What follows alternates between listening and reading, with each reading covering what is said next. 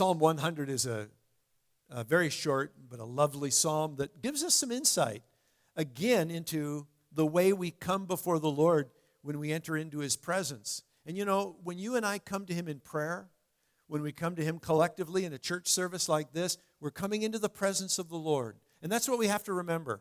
You're not coming into you're coming into my presence, I'm coming into yours, but that's not the one that matters. It's His presence that matters. So how do we do that? This psalm gives us some insight.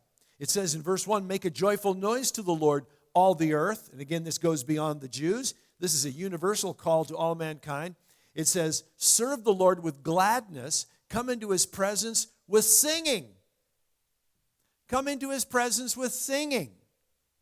Come into His presence with singing. He's actually going to repeat it in just a moment. But notice it says, serve the Lord also with gladness. You know, there's a lot of reasons to serve people. Dictators motivate service by fear.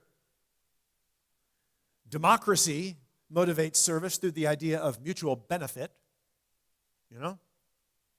But our service to the Lord comes about through gladness.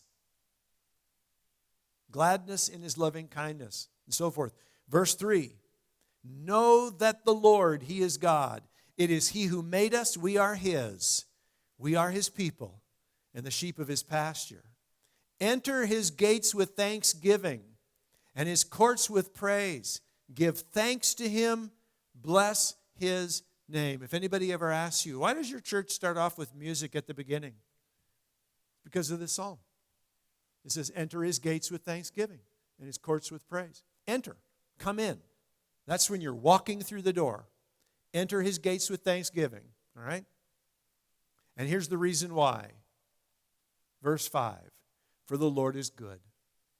His steadfast love endures forever, and His faithfulness to all generations.